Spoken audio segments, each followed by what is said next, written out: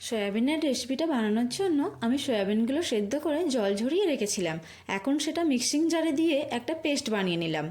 এটা একেবারে মিহি বাটলে হবে না, একটু খচা খচা বাটতে হবে। এবার এতে দিয়ে দিলাম আদা কাঁচা লঙ্কা বাটা, হলুদ গুঁড়ো, শুকনো লঙ্কা গুঁড়ো, ধনে গুঁড়ো, গরম মশলা গুঁড়ো, নুন, চিনি, 2 চামচ বেসন আর অল্প সর্ষের তেল। সব কিছু জল ছাড়া ভালো করে মিশিয়ে নিতে হবে। এবার এগুলো থেকে ভেজিটেবিল চপের আকারে শেপ দিয়ে দিলাম।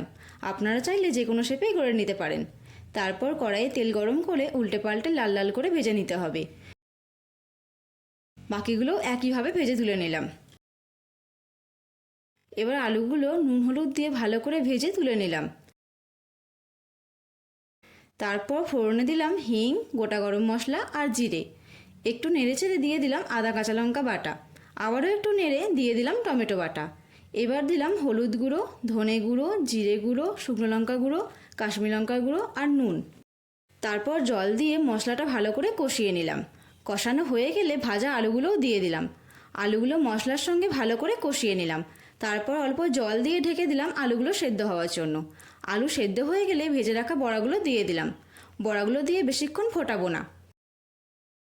এবার গরম মশলা গুঁড়ো আর কিছুটা বাটার দিয়ে ভালো করে মিশিয়ে পরিবেশন করলাম সয়াবিন দিয়ে এই সুস্বাদু রেসিপি।